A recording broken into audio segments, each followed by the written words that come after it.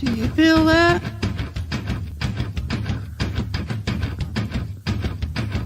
Do you feel that? Oh, shit.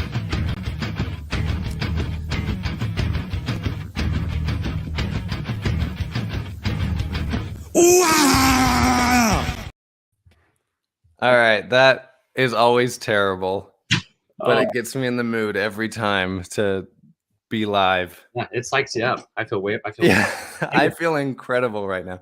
I've listened to that song like 20 times in the last week, just comparing, and that's my favorite version right there. That's so good.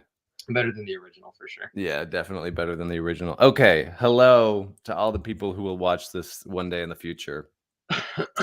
I present to you my good friend, and so I met this guy in Peru. Mm-hmm. We were on the same mission, and now we are talking about Mormonism and mushrooms and all that fun stuff. So, oh, how the turntables have turned. Will, introduce yourself. Yeah. What would you like people to know about you? Why are you the guy to have this conversation with? All that fun stuff. All right. Yeah, I'm Will. I am currently a student at Boston College. I'm getting my Master of Social Work, with the goal of pursuing psychedelic assisted therapy as a career. So administering psychedelics in a therapeutic setting. I don't know why I'm the guy to talk about this. I think I think I am more interested in psychedelics than probably the average person, and far more so than the average Mormon.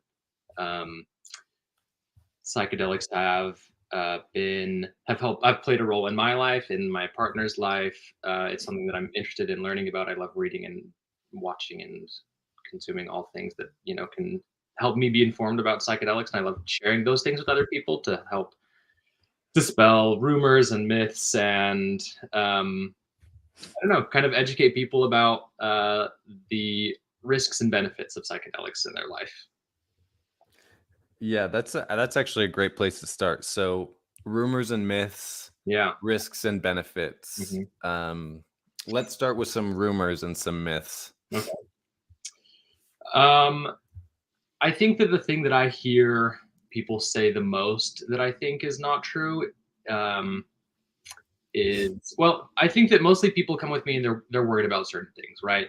They're worried about a lot of kind of the stories that were really popular in like the 60s and 70s when psychedelics kind of hit got more mainstream attention, but were very much associated with kind of this counterculture, right?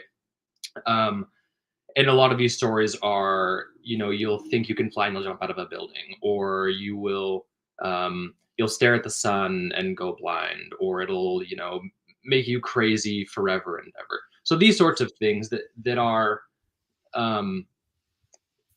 just aren't really, there's documentations of them, right? There's like Right. articles of these in like old newspapers and stuff, but they're very there's just not enough background information to say, oh, this was like they dropped acid and then jumped out the window, right? So I think those are kinds of the things that I hear people say that they're worried about is, oh, like what if I lose control, or like what if something like that happens? What other rumors? Yeah, that it'll break your brain. Of course, one of the risks of using psychedelics is HPPD, I think is what it's called.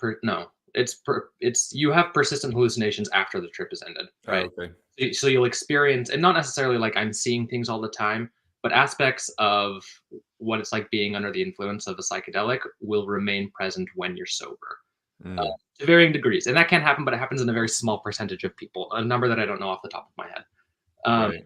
So that's something that is obviously a risk, that there's risks in everything that you do, one to be aware of. But a lot of these things can really be avoided, and I think that's my biggest thing with people is there's so much that you can control beforehand going into a psychedelic experience that will make the experience that'll allow you to kind of let go of the control that you think you have, and have be a safe experience for you.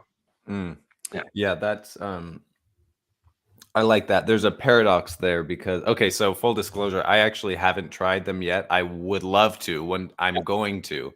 Right. But that's one of the reasons that I wanted to have you on as a quick aside.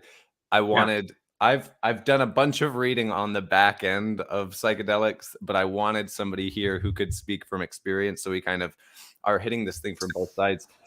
Yeah. There's a paradox to you get control when you give away control. That's just life in general. Right. I don't know if we need to hit that too much on the head, but I think it's what I understand about psychedelics is they kind of imagine that you have like your creative brain and then you have kind of your editing brain. I know that's not really what they're called, Yeah. but you kind of have your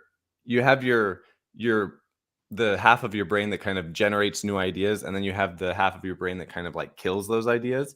Okay. And what I understand about psychedelics, and you can confirm for me if this is true, Yeah. but it kind of turns off the editing side and it just kind of lets you create Yeah. and experience things for the first time, almost like even things that you've experienced over and over again. It kind of takes away all the filters and inhibitions that you've previously looked through, and it lets you see that for the first time.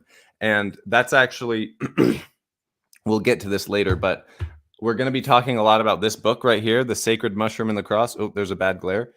One of the ways that this book talks about mushrooms is when Jesus tells you to become like a child. Yeah.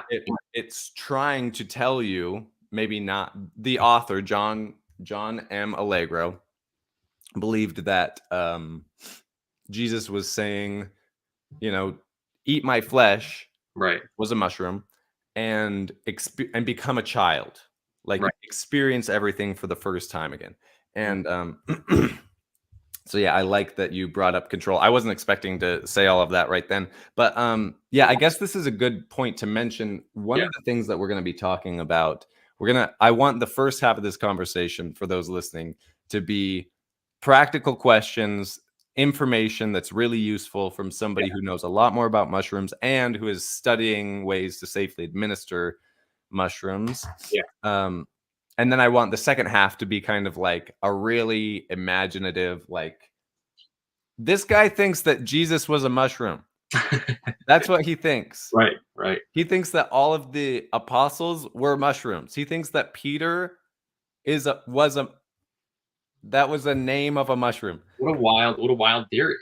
When Jesus said, "You are my stumbling block," he thinks that he was making a pun about mushrooms. So Yeah. we're gonna get wild today, but I want to focus the first half of this on something super practical. So okay, so you've talked about some rumors and some myths. Yeah. Why would somebody want to take mushrooms? What are some of the benefits? There's a lot of benefits. I think if someone is seeking to use mushrooms for like a therapeutic purpose, there's definitely space for that. And this is kind of one of the things that I really like about psychedelics is their capacity to do a lot of different things, right? The experiences are very unique and very individualized.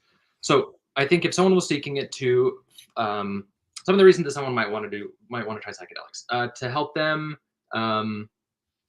process something that they are having a hard time processing, to look at a topic or an issue or the world in a new and unique way,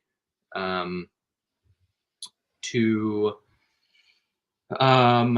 simply have a good time. Like, right, there's also this there's the recreational side, right, where you can take mushrooms and you can go on a bike ride or go on a walk, and it'll just be a different experience than you've typically had. So I guess it kind of depends on, if someone is seeking something more serious, they can have a ritual or they can have an experience, and it can serve them in that way.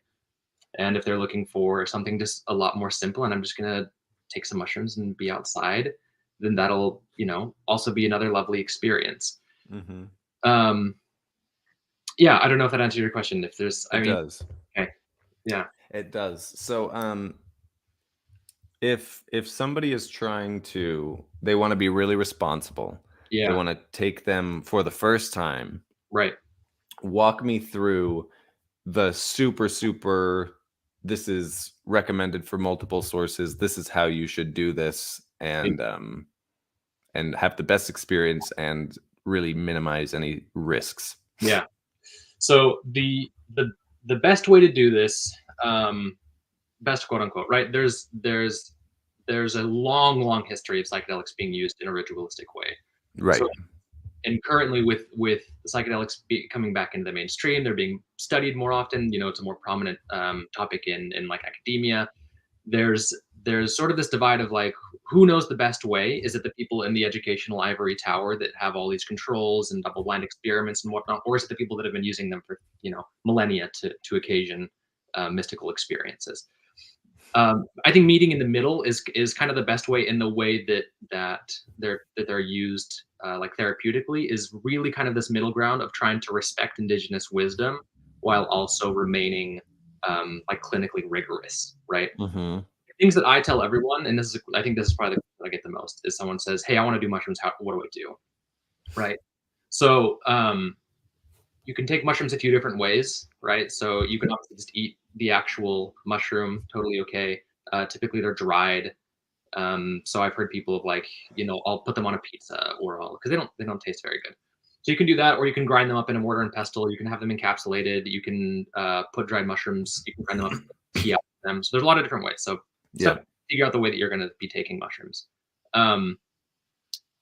The three most important things, I guess I feel like I'm kind of going out of order, are dose, set, and setting, right? So set and setting, like everyone says set and setting with regards to psychedelics. So the dose is, you don't want to take a dose that's, if it's your first time, that's going to be either too much or because it's an extremely new experience, right? It's something that you've never experienced before. So to dive headlong into that can be very overwhelming. So I recommend for most people anywhere between like 1 and like 3 grams, right, of dried mushrooms. So take and obviously this is, if you have someone who has a similar build or a similar whatever, go with, and their experience, to ask them as well.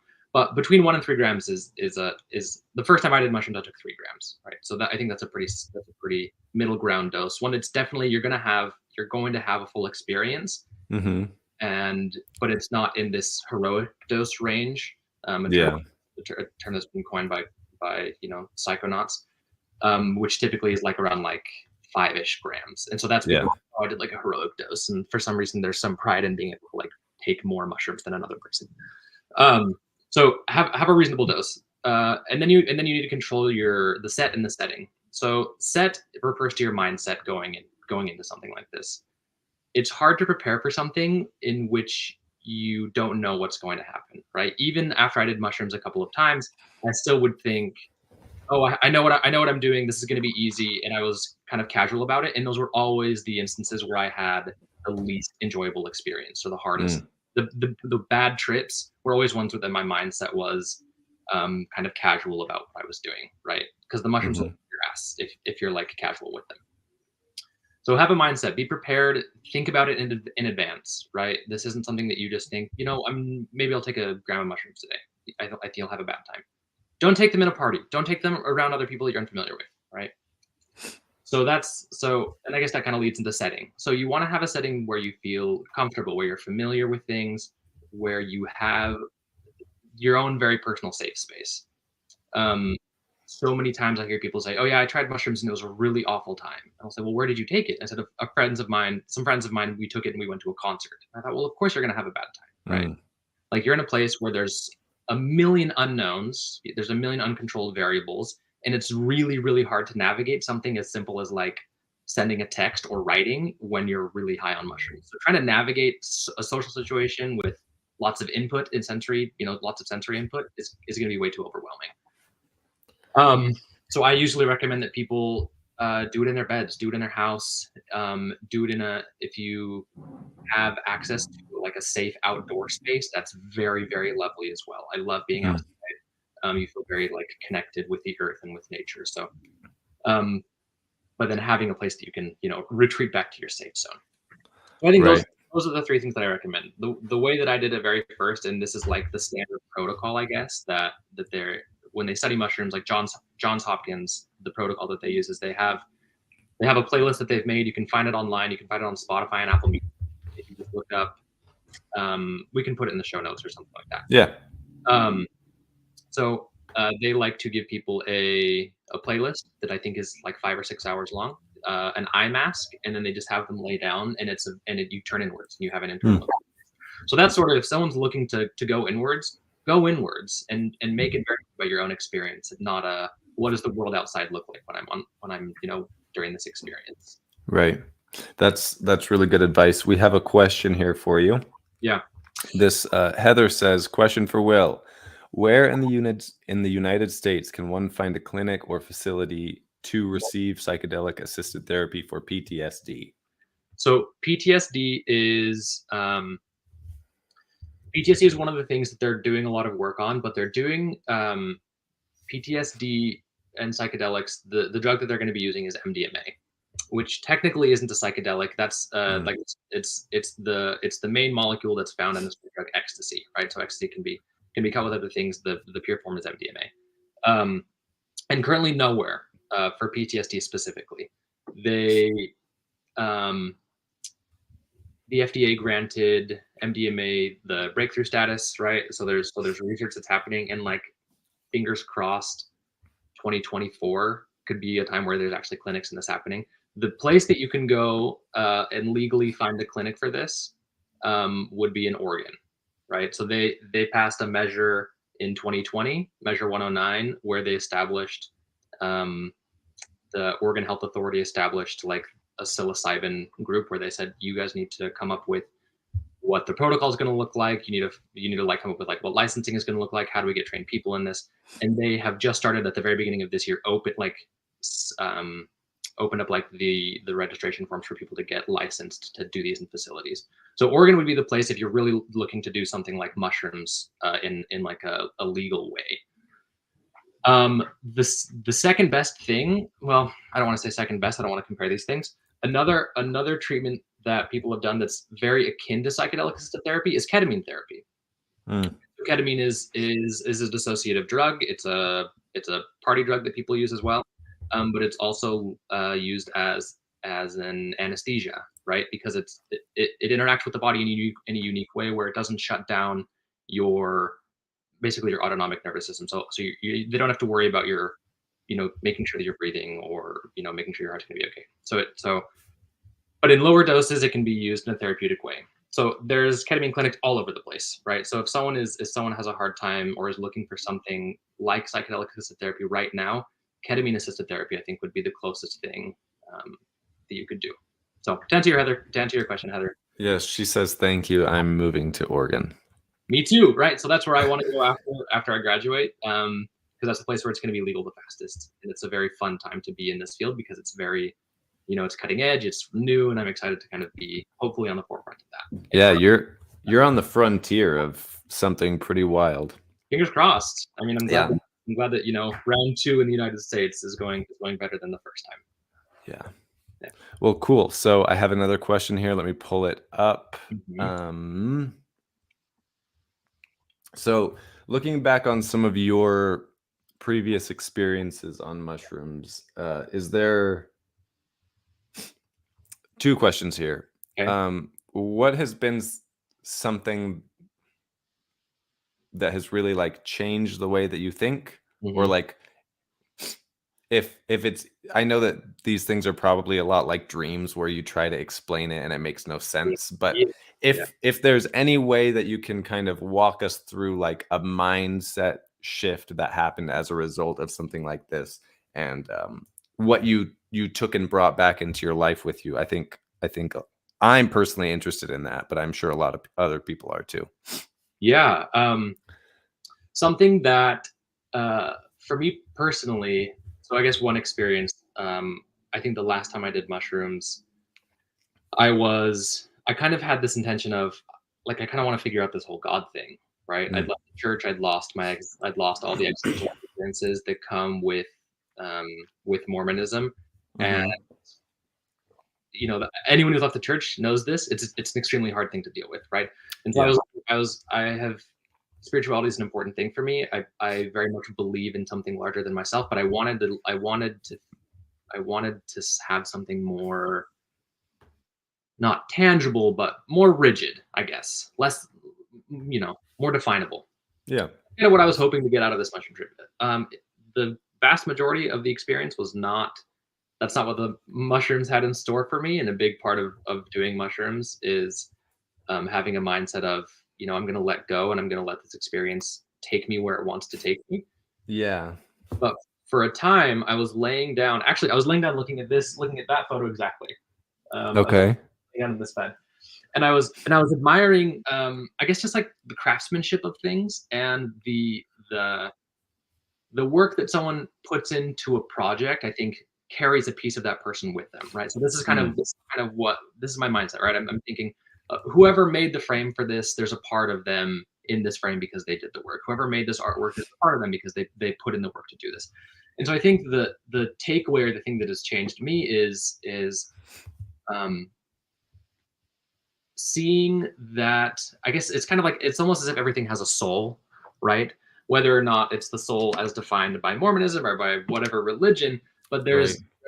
there's a life force in, I think, all things that has really been, um, that has made me have, I guess, a greater respect for most things. Mm. Whether it's a living thing or a man-made product, it makes me feel grateful and connected to. It's kind of this Buddhist idea of like interconnection, right, or interdependence, right, where everything is very connected. So that felt very real and it felt like like I understood it at a very deep level in that moment. And I think that's Mm. that I've taken with me. And as much as I wish that I saw God and Jesus appear to me in a pillar of light directly above my head, I will take whatever was given to me, and for the time being, it's there's life all around us, whether it's in the products that we use and the things that people design, or whether it's in the relationships that we have with other living things around us. Yeah. That's a cool idea. I remember, I don't know why I became obsessed with this question, but a couple of years ago, I was just thinking, why is, like, in my head, an Mhm. original painting seems more valuable than a replication. Right. I think most people agree with that. Right. But um, I started asking myself why. It's the same picture. Yeah. You hang it on the wall, it looks the same. Yeah. Why would I pay more for one and not for the other? And I essentially came up with the same thing that you just described, Right. which is Right. like, somebody invested time into this one. Yeah. Yeah. This one has some of them in it. Right. Right. And they stared at it and they obsessed over it. You know what I mean? Yeah, definitely. They left a part of me in that thing. I very much feel that way with, so the whole like there's life in the products things. I It's hard for me to kind of find that in something that I know is just like manufactured very quickly, right? Like I think um like when I use my phone, I don't feel like the person who made the phone, I don't feel that very much. Like someone who like designed, the phone and that kind of thing, I feel like is what comes through. But it's hard. It feels harder for me to Yeah. feel the life in something Hmm. that's, I don't know, the if it's man like I don't feel appreciation for like rubber bands because they're, you know what I mean, it's a rubber band. Right. But anything that Right. I think was kind of like you said, agonized over, obsessed over, we poured Right. into this. I think I feel much more in tune with appreciating that. Well, it almost gets me into this weird Darwinian place where it's like rubber bands are just spandrels of the things that we actually wanted to create. Like, when was the last time you were in a biology class? I might need to walk through spandrels. So, Yeah, spandrels. I don't. okay, so a spandrel is, imagine two archways next to one another with a bridge on top of them. There's an upside down triangle right here Yeah. in between the two archways, Mhm. which is not the aim that the person creating the bridge was trying to make. They were trying to make a bridge Yeah. and they needed to make these archways. And what came through, what ended up being there was a spandrel. And for centuries, throughout, Europe and Rome and all these places, they fill them with art. They etch things into them. They paint those areas. They're really beautiful. Yeah. Yeah. Um, but it wasn't the point of the bridge. And so you start to see that like there's this thing that was meant to be there, and it's two archways with a bridge on top, but then you have this third thing that there was no time invested in, it just happened. Yeah. Right. Yeah. And it's the thing that we're investing the time in that is valuable. And if we're lucky, like rubber bands in this case is the example that we're using, but like they were just a thing, like they were just the thing that was like oh yeah, we need something that does this job, and it was thrown together quickly. Although ask me to build you a rubber band out of scratch and I have no idea what I'm doing. So it is unbelievably complicated. But no, it goes to this idea of when I left the church, suddenly my time became so much more valuable because I didn't think that I had an eternity anymore. Right. Yeah. So I mean, there are a bunch of people who leave the church and still, remain in some way like deistic or theistic or have some concept of an afterlife. Yeah. Not everybody does. Right. I'm really on the fence about it. I would love for there to be one. Not really sure, but that'd be great. I'd love it. That would be awesome. I would love it. But the way I see it is just like basic principles of supply and demand. If time goes forever, time's not valuable. Mhm. If time is short, time is valuable. And so when somebody takes time to really like make something beautiful, like then there's something behind the beauty there that's like an investment of somebody's precious life. Right. Okay, somebody is saying something about DMT, and I want to read this. Thuggy says, I've been fascinated with DMT. I'll just skip that word. You mean? I have never taken it, but I've heard people's experiences a lot tend to go towards the spiritual when they go on about its effects. I've heard the same thing. Yeah. Thuggy, I'm right there with you. For some reason, I'm more afraid to try this than I would be to grind up a mushroom and eat it. But yeah, I am like, I think I'm fascinated of it because I'm afraid of it. There's something terrifying about it to me for some reason that I haven't unpacked. Yeah. DMT is a really I've never done DMT. I have heard a lot of people have these like I'm in a different world. It's a completely different universe. I machine elves and I'm talking to different beings and whatnot. So I do think there's a lot of I think there's a lot of those experiences, but the experience with psychedelics can be influenced a lot by what people imagine is going to happen, right?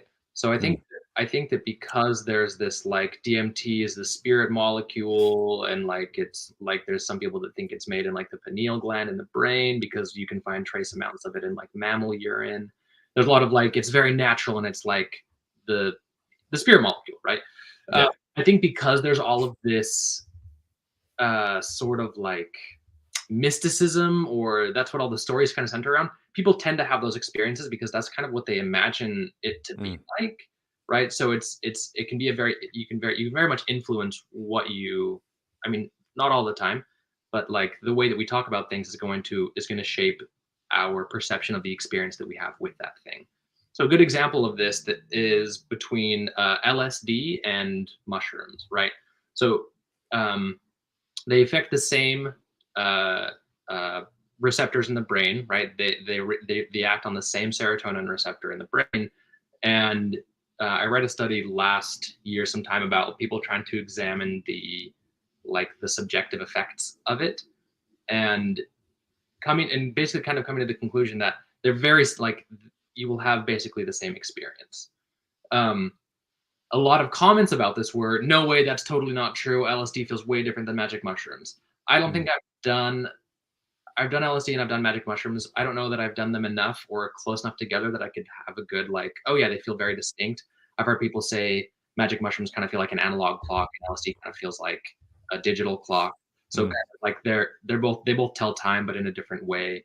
kind of painting that experience that way. But the study goes on to say that's not true. It's just because everyone thinks that doing a tab of acid is this. We think of like Jimi Hendrix, and it's way like psychedelic, and and then magic mushrooms can be more of like it comes from the earth. It's much more holistic. It's connective. It's there's sort of this more mysticism about it, but they do the same thing, right? They affect your brain in the same ways. So I think that going back to DMT, that could be why people have this tendency to have spiritual experiences on DMT, which is not to discredit those experiences. I'm sure that they've been very impactful and very spiritual. And if someone is looking to have that, maybe DMT is the best route, but it certainly is not the only one. The good thing about DMT though is that it's a very, very quick trip. You're back to baseline sobriety in like a half hour, right? So Wow. and with like mushrooms or LSD, you can be on a trip for 8 hours or like 6 hours. So there's also this difference that people experience as well. Yeah, I think that what you're describing here is maybe one of the reasons that we need more places like Oregon to open up and let us start doing actual studies, because a double blind, if the patient didn't know what they were receiving, they were just told this is one of these drugs, and the doctor didn't know what they were giving. They just knew this is a healthy dose of something. Right. Then people would actually be able to experience these things in a more isolated frame of mind. And then we could actually have definitive answers on, do they feel the same? Can you tell the difference when you're in the middle of the trip? All of that stuff. The fact that these things are not legal really just means that we have more questions about them than answers. Yeah, it's really hard. It's really hard to study psychedelics because they're a Schedule I drug, right? So they're classified by the government as like a high risk for addiction and high potential for harm and no recognized medical benefits, which isn't true. And luckily, there's studies that are happening that are kind of making this be known more and more. But it's really expensive quite frankly, to study psychedelics. You have to have a doctor that has a Schedule I drug license. You have to figure out who's going to manufacture the drug or how are we going to get it legally. You have to have, there's very specific precautions about how you store the drugs in your facility. So it just becomes kind of this catch-22, right? Of they're on a Schedule I drug list because we don't know that much about them. And because we don't know much about them and they're on the Schedule I drug list, it's very hard to study them. So it's kind of this cyclical, how do we break that? Yeah, that is the question, Heather. How do we get involved? I personally don't know anything off the top of my head. I don't know if you do, Will. I would say maybe this is the social worker in me coming out, but get involved with any local politics that might be. If there's something about that, if there's any bills or measures or anything that come up like that, that can be a way of kind of putting your shoulder to the wheel in a way of let's try and move these things forward. MAPS, the Multidisciplinary Association for Psychedelic Studies, is kind of been the champion behind trying to get these things studied and legalized more. So donating to them or donating to Johns Hopkins if you feel like and are able to do that can be a way to get involved. But yeah, really, it's I guess put your voice behind the people who are already doing that. I guess would be what I would say. This might not be advisable, but I'll say it anyway. Maybe just if we're trying to, I don't know, if we want to legalize these, if we're waiting for everyone to get on the same page before we try and figure these things out for ourselves, then we might be waiting a very long time. Right. If you have a safe way of getting these, if you can verify that they are what you should be taking, if you can do it in a safe setting alone, I would just say do that and try not to wait for the whole country to get on board. Of course, that doesn't help you, Will, because you're trying to get like a career behind this. But I mean, luckily there help me not be terrified of psychedelics, Chandler. They're a scary thing. They're a scary thing, and it's good. I think, kind of like you said, Cody. It's we're scared of them. You're scared of DMT and interested, and I think it's healthy. I think it's healthy to be a little bit scared of these things. that what you just said made me think of this might be the most important thing I say on this whole thing. Everyone, please test your drugs. This isn't just for psychedelics. If you get drugs, please test them. Yeah, dansafe.com or org, I don't remember. There's lots of cheap drug testing kits that you can get that are just to keep us all safe. So please test your drugs. Yeah, will you repeat the URL right there? Just spell it out. I'm gonna put it on the screen. I think it's dancesafe.com, maybe. It might be .org, but don't. Okay, so it's .org. So DANSAFE. DANCE, like I'm dancing, and then safe. Oh, I thought you said Dan as in like someone named Daniel, but shortened to Dan for some reason. Dance safe. So it was it's a organization that's been around for a long time that just is all about promoting like safe substance use in. So this, right? dansafe.org. That's the one. All right, so go there, everybody. Yeah, they sell reagent kits and stuff that you can test your drugs with. Yeah. All right, so I wanna dive into one of the things that you said is kind of a misconception about mushrooms or psychedelics in general is that they are addictive, and I can see people fear mongering that they're addictive, but everybody I know who's done them says the experiences are so intense that you really don't want to be doing that all the time. What are your thoughts on that? I think that's absolutely true. They're like physiologically, they're not addictive. They're they run through your body very, very quickly. Your body's able to metabolize them very quickly, so it's in and out of your body, a lot quicker than most other drugs. So they don't leave. There's not like these lingering physiological effects that make you feel like you have to kind of re-up or to get back to the same place that you're at. So yeah, not physiologically not addictive. There's always the argument with anything that anyone ever does. If it feels good, you're going to want to do it more, right? Yeah. Those are arguments that I've heard of people say, well, if it's just this great, magical, lovely time, why wouldn't I want to do that, every day? And it's because it's very rarely just a beautiful, magical, lovely time, right? Mm-hmm. Every time I've done mushrooms, there have been stretches during the experience where it's been hard. Emotionally, you have things that you're thinking about that are difficult. It can feel overwhelming. So it's absolutely right. It's not something that I want to do all the time. It's something that I want to be very intentional with and plan ahead of time, and give myself some space for. It'd be too much to be doing all the time. And of course, I've heard stories of people that say, yeah, I used to I'd like dropped acid every day or like every weekend for a few months, and it was crazy and whatever. But I don't know. I guess I just don't have the same type of like mental resilience to put myself through something like that all the time. Yeah, definitely. There's a book. It's a very good book. It's called Dopamine Nation. It was written by Dr. Lemke. She's from Stanford. I think she's head of psychiatrics. She talks about a patient I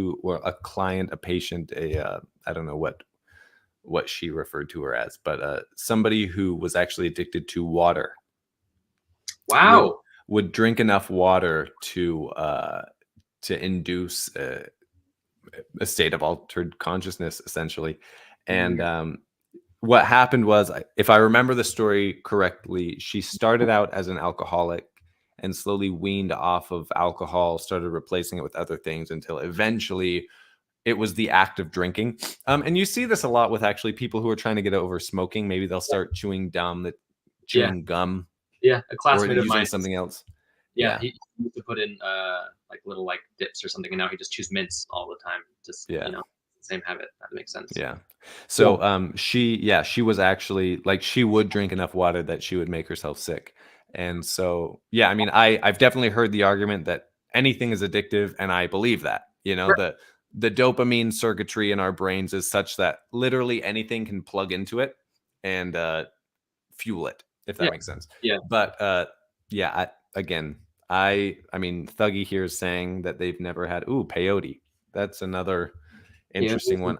I had a high school teacher who told me once that he was on he was on a reservation for something military related back a long time ago, and they offered him some peyote and he put it on his gums, and he said he woke up 3 days later in the back of a truck.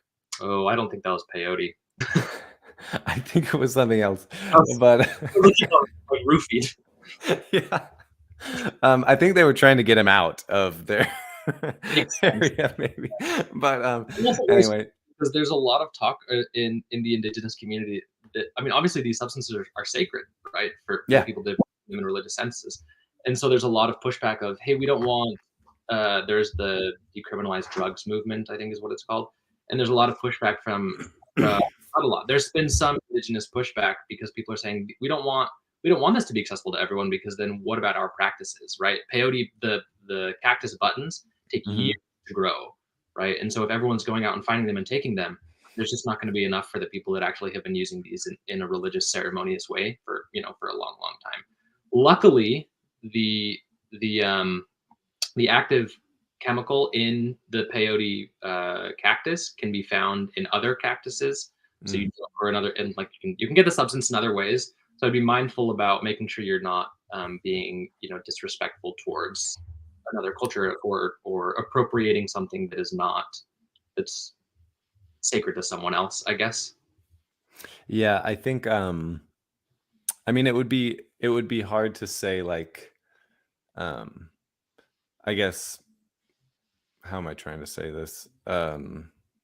I think if you took these things in a very flippant kind of casual way, Right. any substance at all, I think that could almost be I don't want to call it disrespectful, but like these are powerful substances. Yeah. And Yeah. definitely, like you said at the beginning, go into it like Be, not in such a flippant way. Be prepared.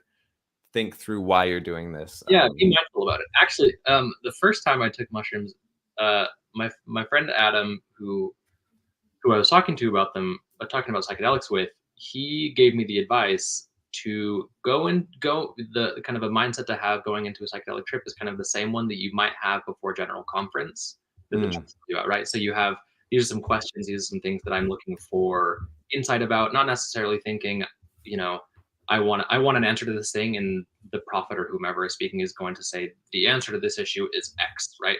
There's not going to be anything like that, but having at least an idea of kind of what you're hoping to get out of the experience beforehand is a good way to go into it. Is a good mindset. So certainly something that to be prepared for and mindful about. yeah, that's super relatable advice for everybody who's ever been Mormon. So Yeah. that's beautiful. Thank you. So I Well, want to get in. you, Sorry, Heather. go ahead. Uh, no, Heather pointed it's decriminalized nature, Oh, yeah. which is the movement. Thank you. Yes. So I want to get into this wacky shit. Get into it. We've already been talking about a little wacky shit, but this is like more helpful. Okay. And now we're gonna stop being helpful a little bit. Well, maybe.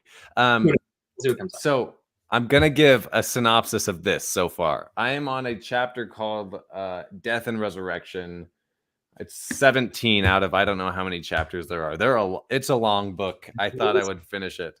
But okay, so synopsis time. And I'm actually going to be talking about this in conjunction with so Carl Jung had a student named Eric Neumann. Okay. He wrote a book called The Origins and History of Consciousness. It is right here. I'm about 1.5 chapters in because it's even harder to read than the last one. But I'm going to merge some ideas together for us here so that we can figure out what these ancient archaic people believed about mushrooms and psychedelics. Yeah. So there's actually a really, really nice, like if you are aware of the Genesis stories and you've read through Adam and Eve and the creation myths a time or two, then this maps on pretty well to that. But so the origins and history of consciousness in that book, Neumann essentially puts forward this theory that when we're first born, obviously we're unconscious, and we're unconscious for many years, and then consciousness emerges, and then we become unconscious again. This cycle is called an Ouroboros. It looks like this snake thing right here, Okay. eating itself. Yeah. Now snakes are related to mushrooms according to Allegro. Yeah, we'll get to that. Snakes. What? Like in a biological sense? No. It's essentially mushrooms and snakes, they have a stem, they have a head that's a little bit wider, they come up out of the ground. Yeah. In that sense, Okay, I can see. Allegro believed that their symbolism was connected. Okay. But the Ouroboros, which is a snake eating its own tail, is essentially like a symbol of regenerative chaos. So we come from this place of regenerative chaos, and then we wake up. And when the way that we wake up, it's slowly over stages. And Neumann believed that this happens in every individual's life and to humanity across our lifespan, like to civilization. So Okay. we used to be an unconscious group of Homo sapiens, essentially. And then we became aware of our existence, our life, our death, our time, all of that. And one day we'll become unconscious again. That was his theory. And the Garden of Eden story, Adam and Eve, is essentially a myth for how we woke up. And Allegro is going to tie that to eating something that opened our eyes, which he believes was a mushroom. Oh, okay. So Is this the stoned ape theory? Is this what? it's a lot like the stoned ape theory. Yeah. Okay. So Neumann thought that the first way that we start to wake up is to create things into opposites. So when you're a little kid, Yeah. you're like, that's not me and this is me. That's like kind of the first distinction that you make. Right. And then you're like, oh, I have a mom and I have a dad. I have brothers. I have sisters. I have all these things that are opposite, you know? And that is kind of done again in the creation myth by God separating the waters from the land, the Right. brightness from the dark, Yeah. all of that, right? So God is doing what Neumann thinks that we did. So then Neumann thinks that the earth and darkness or unconsciousness is the maternal side of our existence. Okay. And that the sky and the sun is the paternal side of our existence. And the reason for that is the earth gives birth to us and then eats us back up when we die. So it's Right. acting as the mother, Mhm. while the consciousness or the lightness of the heavens is masculine in his view, because it's the opposite of the earth, I guess. Yeah. It has to be something. It's essentially that. So the way that mushrooms come into all of this is that Allegro thought. Now, here's the weird thing about mushrooms. They don't like the ancient people couldn't find their seeds. They didn't know how to make more of them. Right. They were agriculturalists. They planted things for a living, right? They couldn't figure out how to plant mushrooms. And so anciently, they actually thought that they were a byproduct of thunder and that God was planting them into the ground with thunder. Oh, interesting.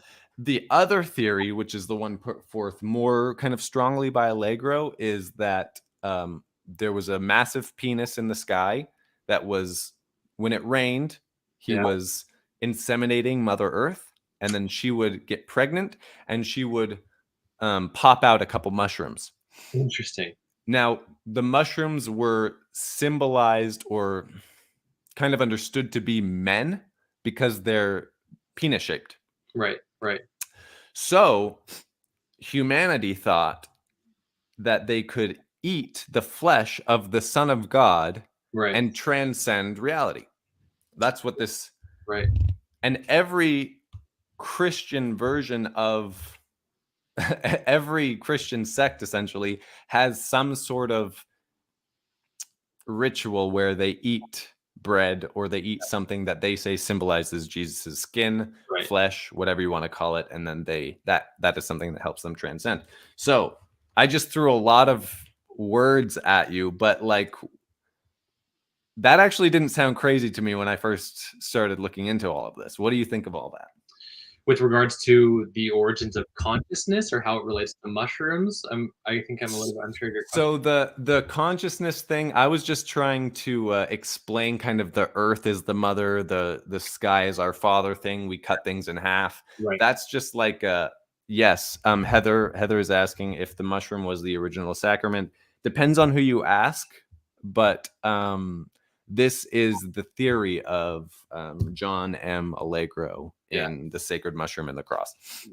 And I think it's a convincing theory. I don't think nothing that I've ever come across in all my studying of this makes me think, yes, that is 100% the answer. Right. But a lot of things seem like, oh yeah, this could be 10%, right? Or I Yeah. could see how this fits in. Humans are complicated. It's been going on for 2,000 years. I always think of like even going back to like the beginning of 2020 when COVID was really starting to be a thing. There were so many theories about where it came from. Yeah. And I just imagine multiplying that by 2,000 years and we have Christianity, and that's probably similar to what happened, because I don't think humans have changed that much. But yeah, so in regards to like the symbolism behind the mushroom being Jesus himself, Yeah. what do you think about that? I guess initially I don't think that Jesus was literally a mushroom. I do think though that there are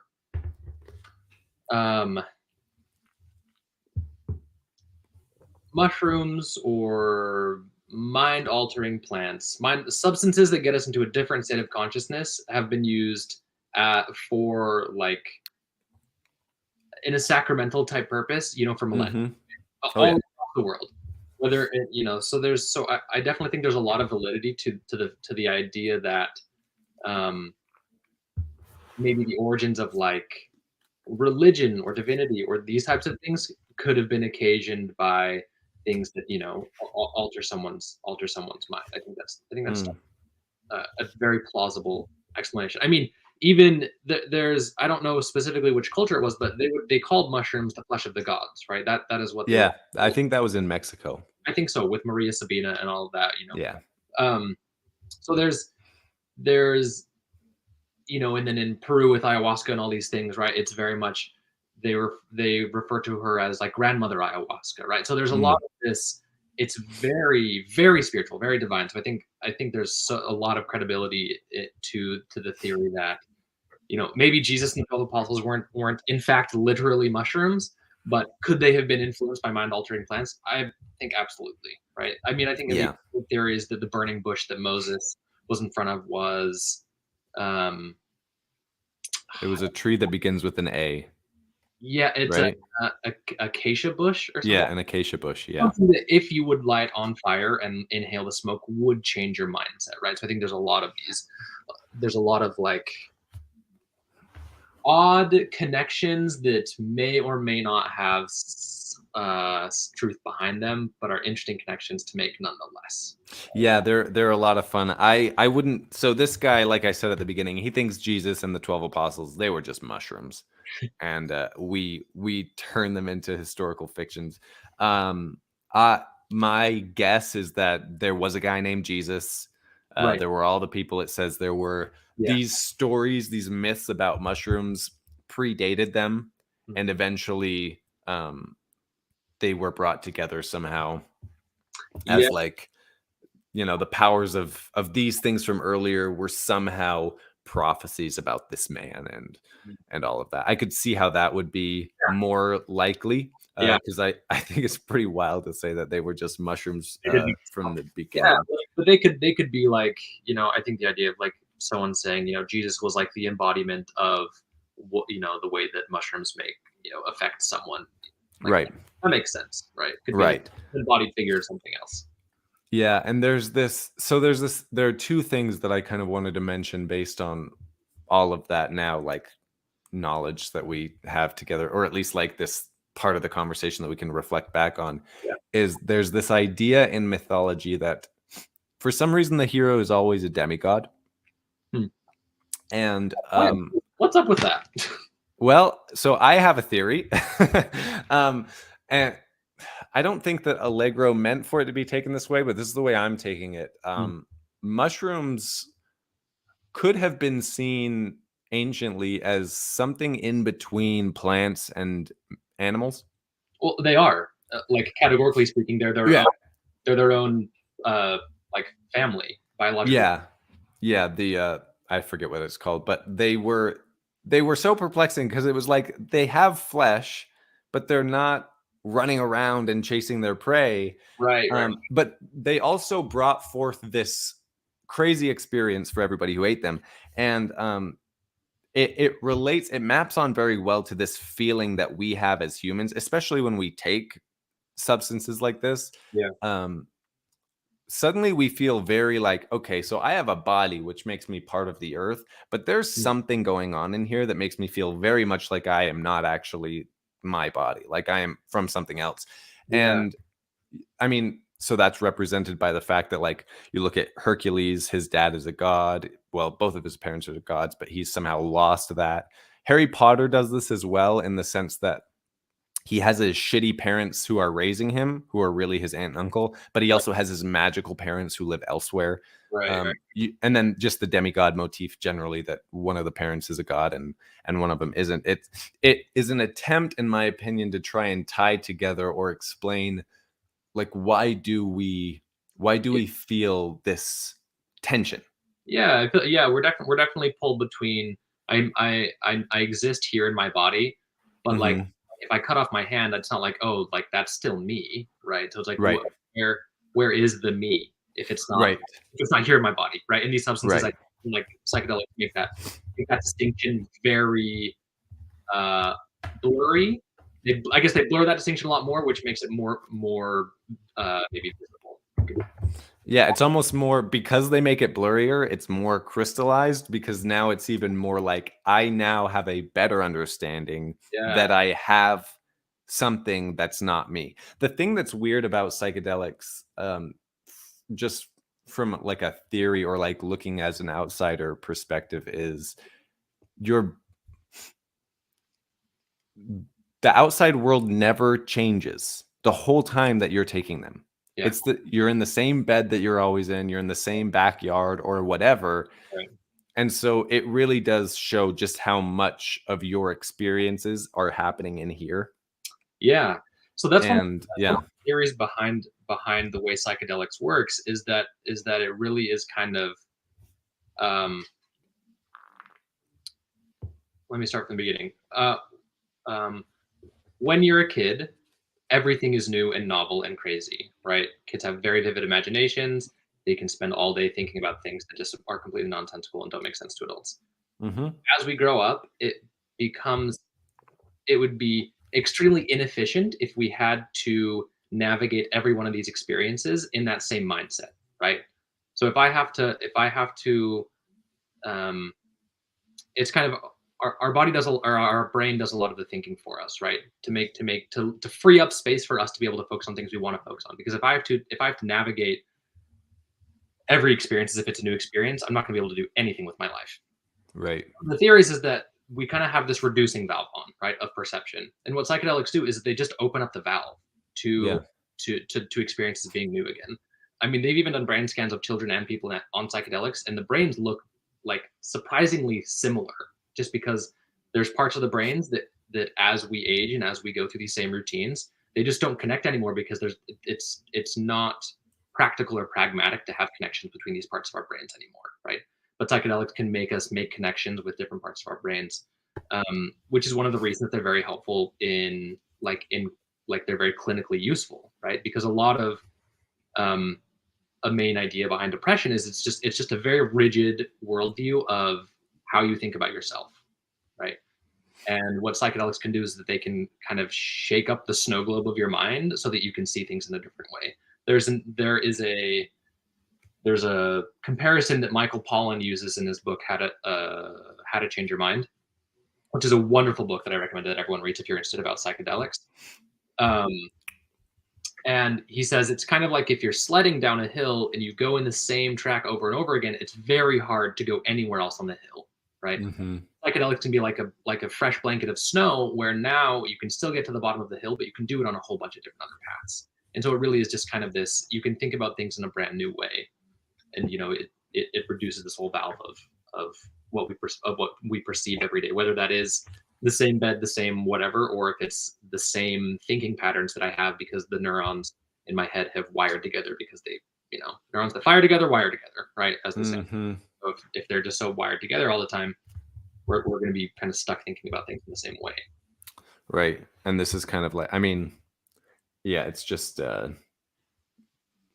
it sounds like a great way to kind of increase your neuroplasticity. Yeah, absolutely. And like Jesus said, become a child again. Yeah, I mean, also said like the kingdom of God is within you, and like never has that rang more true than when like I feel like I'm on psychedelics. I'm like, oh my God, like there is like inside of me is where like the divinity is. Like I've like that resonates very much. So like maybe he meant it. Maybe he literally meant what he was saying in the Bible. Who knows? I wouldn't doubt that. I wanted to read this part of this book that does a pretty good job of explaining. I'll just read it. Yeah. I'll just read it without prefacing. Yeah. It says, one important aspect of this idea of heavenly and subterranean founds of knowledge is that since plants and trees had their roots beneath the soil and derived their nourishment from the water above and beneath the earth, it was thought possible that some varieties of vegetation could give their mortal consumers access to this wisdom. Herein lies the philosophical justification for believing that hallucinatory drugs distilled from such plants imparted divine secrets or prophecies. So that's the water of God, the semen of the heavenly penis is imparting us with knowledge after impregnating Mother Earth and giving rise to the Son of God, who was a mushroom, according to Allegro. So tying on to sorry. that briefly, Yeah, go ahead. There's another wonderful book recommendation that's called Entangled Life. It's all about mushrooms, right? And so they go over a whole bunch of different kinds of mushrooms and what they do and what they can be useful for. And they talk about the types of fungi that like infect bugs, right? They're like very parasitic. And kind of make the comparison that maybe what is happening with psychedelics when you take a mushroom is it's the mushroom's way of like making itself known through a different medium, which is us, right? And that's why the justification of this theory being like there's statues and people worshiping mushrooms and stuff. So like if the mushroom is somehow this secret being that when you ingest it, it's able to speak through you in a way to make this happen. I feel like that also kind of ties to this idea of it is this different. It is divine in a way, but maybe not in the same sort of divine penis way from the sky. Yes, I think they're both probably trying to tell us the same things with different stories, as humans often try to do. Yeah, we're good at that.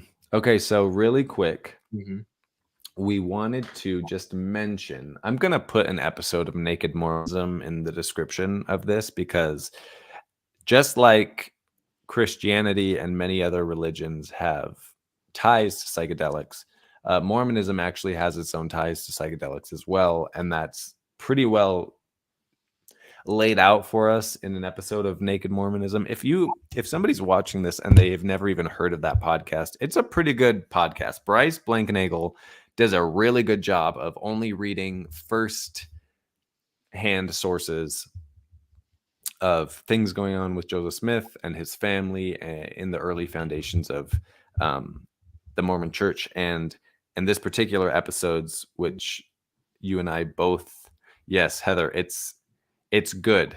It's really good. Bryce does a really good job of essentially tying. He says that Joseph Smith was potentially spiking wine with psychedelic substances, putting psychedelic substances into oils that he was then anointing people's heads with.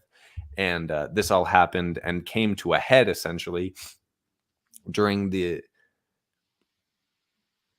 why am I forgetting the word? The Kirkland Temple, what's it called when they consecrate it? No, it's the I don't know. What is the word I'm looking for? Why can't I remember what they call it when they make a temple into a temple? It's not inauguration. Dedication, right?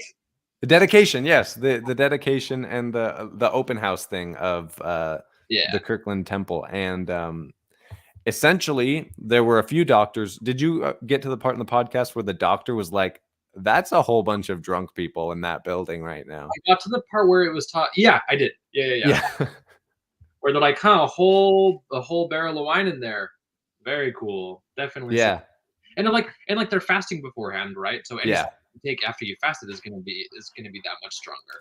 Yeah. So that's a great tease for that episode, actually. If anybody's listened to this much of us talking about all of this, then you are going to be so interested in that episode of Naked Mormonism. So I will link that as well. But that's a great episode. And I think Bryce won awards for that podcast for being so historically Oh wow. It's one that I haven't intense. Done, but yeah. I agree. It's a great one. So I think that might be it for us. I don't have anything else to say. Is there anything, Will, I'll give you the last word. Is there anything that you feel like you would have liked to mention that you forgot to mention and you want to get it out now? No, just to reiterate, be safe with these substances. They are strong and they are powerful and they deserve your respect. Test your drugs no matter where you get them from. And I guess one other thing that I forgot to mention, for someone that's wanting to do psychedelics for the first time, get a trip sitter, someone that you feel very, very close and comfortable with, that will remain sober with you throughout throughout your high. That can be kind of a grounding presence to help you. You know, sometimes if you feel like if you're in a state that's too overwhelming or too difficult, someone that can kind of help you feel a little bit more grounded. If you don't have anyone like that, there is an app called Fireside Project that is a psychedelic peer support line. I've used it a couple of times myself. It's great. You can either call or text, and you just get connected with someone that they'll ask you, like, are you tripping right now? Do you want to talk about a previous trip? And they just kind of walk you through what's going on to help you feel connected to reality, which can be very helpful. And integrate what you learn with your psychedelic experiences. It's if you're doing them in a way where it's just a one-off time and you enjoy it, that can be great. But if you're looking for them to make meaningful changes, I mean, when they're done in therapy, right, the protocol is they'll meet with a therapist for a couple of sessions to get to know each other. They'll give them a dose of magic mushrooms or a dose of MDMA or whatever is the substance they're using. And then they have integration session where it's afterwards, where what are the things that brought up? How do we want to take this moving forward? So be wise, be mindful, maintain your balance, and go try them because they're great. Unless you have another, I guess, risk. Some people that have a family history of like psychiatric or psychotic disorders, that is something to be also very mindful of if you're looking to take psychedelics, right? I think that's it. I think that's all I got. That's beautiful. So very quickly, I'm going to ask you after this is over to just send the links or books that you think would be helpful. I'll throw all of that in the description. Yeah. Shalise from Cults to Consciousness, another YouTube channel that's pretty great. She did, funny enough, she did an episode interviewing somebody who's been doing psychedelic therapy for a long time. And they go over more of like who should avoid this, like the dark side of it. So that would be helpful for anybody who's maybe thinking, I don't know if this is for me. Go give her episode an extra listen. Yeah. Because they go over, I watched it to make sure we didn't talk about the same stuff, and we didn't. So this is just now two good resources that people can have, but go check that out as well. Shalise will be hopefully on my channel very soon, and that'll be fun. So thank you everybody for being here. This has been a blast, and we will see you next time. Goodbye. Bye everyone.